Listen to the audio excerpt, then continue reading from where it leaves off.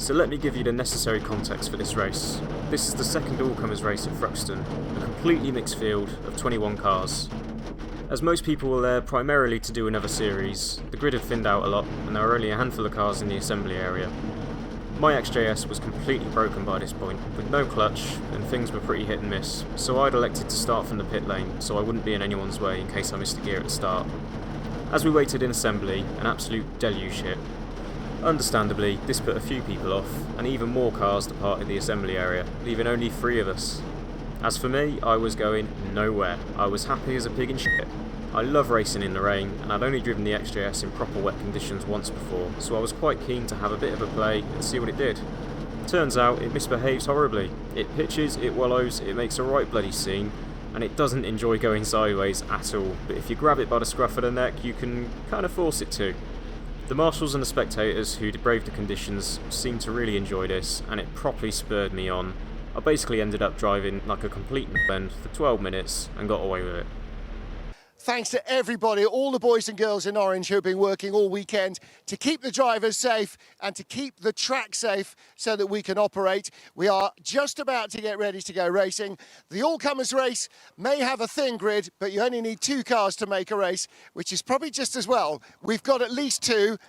And the Jag is starting from the pit lane. So we'll see if Mike Seaborn is on his toes at the start here, whether he might be able to take the challenge to the Motul liveried BMW. Right, speed building. Safety car, I think, has headed into the pit lane. Yes, it has. And we are now going to go racing. Away goes James Allen. The battle will be behind him. And the BMW keeping the Jaguar at bay for now. We've got 12.5 minutes left on the clock. And the Jag, Mike Seaborn is on his toes, drives around the outside of Jamie Sturges and into second place. I worry about the Jag actually, because is it just me, or can you actually not see into it? And that might be a slight issue. I mean, no, it is a little better. I think that Mike Seaborn might be going to have probably the most fun dozen minutes he's ever had in a car right about now, because I think that he's not being caught out by those slides. I think he's just having a whale of a time. Yeah, and why on earth not put on a show for us as well? So, yeah, round the left-hander at Noble he goes, the car lurching to the left, then lurching to the right again as he avoids that strip of new tarmac in the middle of the road, because that's very grippy when dry, but extremely slippery when wet, because it's nowhere near as abrasive as the rest of the circuit, and you are hunting for the grip and the traction where you can find it. I want to hear the engine from the onboard. I don't think there was much lifting there. And you wouldn't dare, actually. If you're committed like that and the car starts to meander at both ends, you've just got to keep your right foot nice and steady and not lift off, because that is a guaranteed trip into the scenery. As he steams up Woodham Hill, he's absolutely left the BMW of Jamie Sturges way behind him. And Jamie perhaps being a little bit more circumspect. And actually, it seems to me that Mike Seaborn might rather fancy his chances of running down the Civic if things dry a fraction. Oh, huge slide that time off the final corner, almost overdid it. What's his gap to James Allen? 5.5 seconds then. I think he's closer to James Allen though than Sturges is to him. There is Sturges coming out of the final corner. Very pretty car, isn't it though, Jamie Sturges' E28 BMW in an iconic livery as well. Immaculately presented, that one. Yeah, and again, you know, while you want to have fun, the other thing you realise is that if you just get a little bit beyond your own limits, then there's a lot of very nice car going to be considerably rearranged. So, yeah, it's lovely to see these cars out. The period livery works really well. It was good in period, and it still looks good on the car now. Really handsome looking machine. Does look rather skittish though, doesn't it? Very stiffly sprung. There's not a lot of body roll, which usually means that the cars can be a bit snappy maybe, especially in the wet. So I think Jamie Sturges doing the right thing really in just sort of taking his time over this. No need to rush it. Jamie, a really experienced driver, as I said, has raced TCR machinery in the past, not in TCR UK, but a couple of other series around the country, and also raced some GT cars, GT4 specification cars, I seem to recall, at one time. So Jamie, a pretty handy peddler. Don't know how long he's had this car for. I certainly haven't seen him out in it before, so might be that this is the first year that he's had the BMW. And and still figuring it out. Now, from a very cautious Sunday afternoon drive to the exact opposite, Mike Seymour lurches out of Church Corner, just about still in control. I tell you what, I bet that's fun from the passenger seats. I know Tiff does the big tyre smoking rides in the BMWs here, but that would be an entertaining passenger seat ride as well, alongside Mike Seymour on the Jag. This is a good looking event. Actually, I was looking at the door plates, trying to figure out what they are. If they're relatively recent door plates, or whether they are in period. Decker, of course, for a long time, sponsor of the German Touring Car Championship. But I think this predates DTM. That was certainly more E30 M3s and Mercedes 190Es when it became DTM as we know it. It was the DRM before, Deutsche Rennschaftsmeisterwagen. Oh dear, Rennwagenmeisterschaft. And that appears to be Mr. Seagrove facing in the wrong direction. I'm not terribly shocked to hear that news, if I'm honest, especially at that part of the circuit. He got close to doing that a couple of laps earlier, didn't he? Yeah. So, and now he's got to find first gear, or get the car fired up potentially. There we go, he's got some life in it, then get it turned around. I think he might just have clipped his right front headlights actually, because there didn't seem to be any. It doesn't have the big headlights that the car would have had in its period, but it looked like there was a bit of a kink in the wing just behind it and ahead of the tyre. A little ripple of applause there from the marshals and from the crowd. Certainly been entertaining and continues to do so. Under 8 minutes now to go. Yes, and he crosses the line 47 seconds behind Jamie Sturges, and he's immediately sideways again at the first corner, but his lap times have been 11 seconds a lap faster than Sturges. He may still catch Jamie. We could have a bit of a grandstand finish here. Yes, we might well do, because the BMW, having slipped through, he only just avoided the leader catching him while he was getting back underway. So through comes James Allen in the Honda Civic. There we go, dial it in. A lot of problem when you're racing, in club racing, in the UK particularly, is that there's always that possibility you're going to need wet weather tyres. The problem is that rubber doesn't maintain its integrity while it's being stored or not used. All rubber goes off, all tyres go off, particularly racing tyres. So if you buy a set of wets, you might barely use them in an entire season, and you've barely used them, so you're actually not really that prejudiced towards going out and buying another set of wets that you're probably also going to spend 200 quid and plus a corner on and barely use.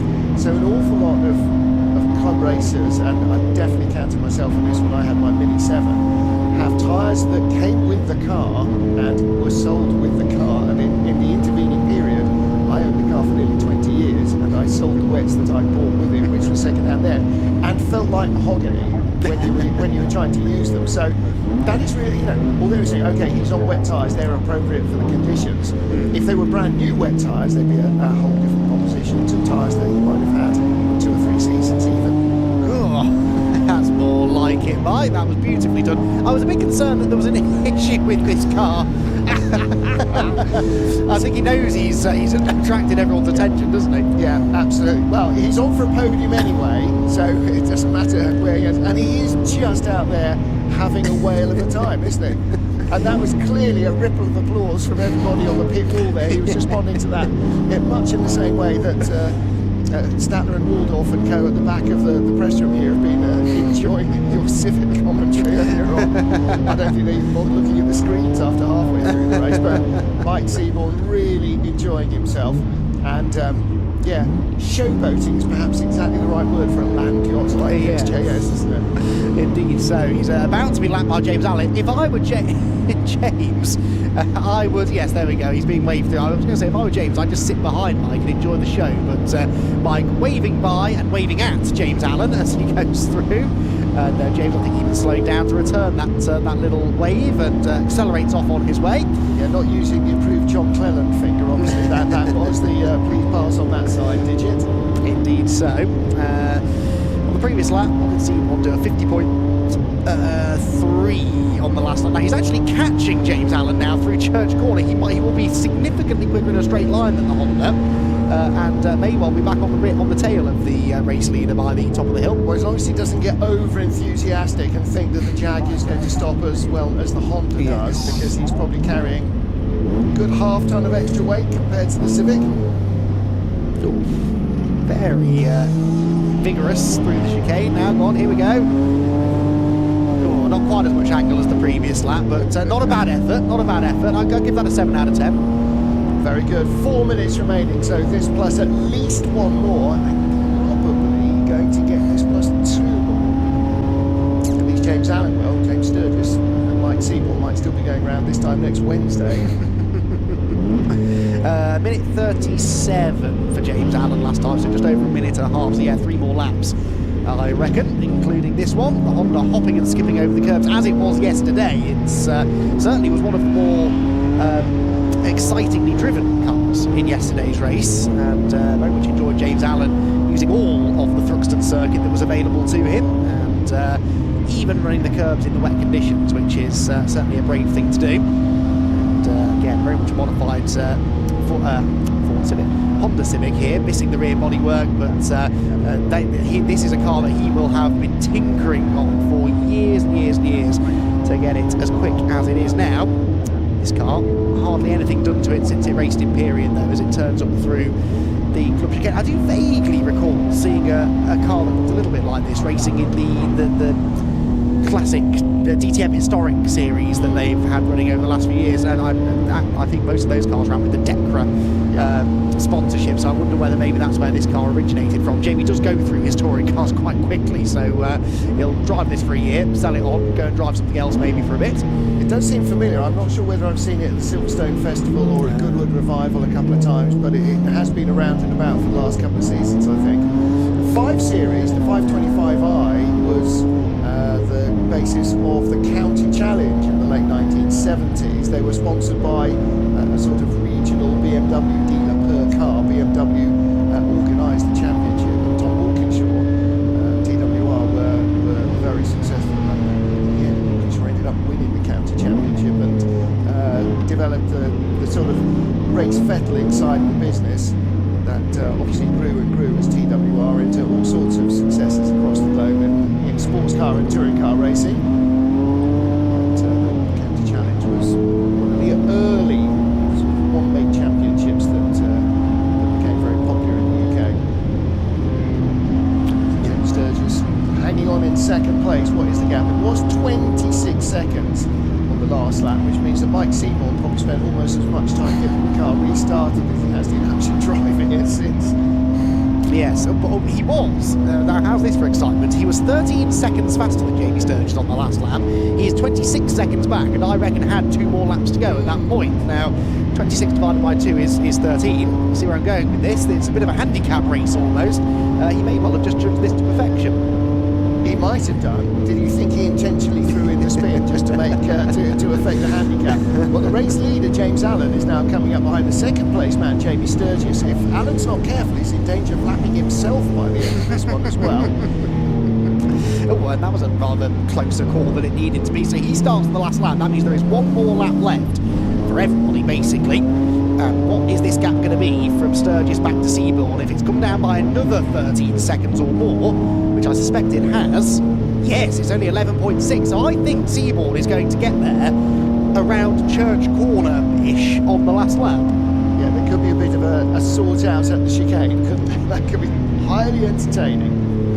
It may well be. Well, let's wait and see. Through the entrance to the complex comes Mike Seaborn, who is still... I don't think he's necessarily pushing for quick lap times, but this car is going quite quickly, even when sideways, and that may well be the fastest way to drive it, actually. It's the only way to coax it through the corners, but he is coaxing it very effectively, and is not going to be that far behind Jamie Sturges. He'll be able to see Sturges now, probably. Maybe now he's taking this a bit more seriously, because he's realised, actually, he could catch the BMW before the end of the race, pitches it into Goodwood, and as the camera pans round, we may even see Sturges off in the distance. No, not quite, but I think he probably has a good chance of getting there before the flag. James Allen, though, must be close to the club chicane for the final time, and whilst he hasn't had any real opposition in this race, I'm sure he's enjoyed himself. And oh, here we go, Seaborn, he's going to get there, isn't he? The Jag surely will out-grunt the BMW up the hill, and as long as he gets it stopped for the chicane and doesn't loop it on the exit, I think he will be in second position. Here we go. He's got 3 times the cylinders and twice the horsepower of the BMW. Twice the cylinders and twice the horsepower. As James Allen wins it in the Honda Civic, it is a battle under braking, and the big Jag goes around the Beamer. So, yeah, well-timed recovery. And so all of that time, he was just waiting for the time to elapse so that he'd have a grandstand finish. Mike Seaborn ahead of Jamie Sturges. Did you see the crowd in the grandstand on their feet cheering as Mike Seaborn sailed round the outside of Jamie Sturges into the chicane? That was really nice to see.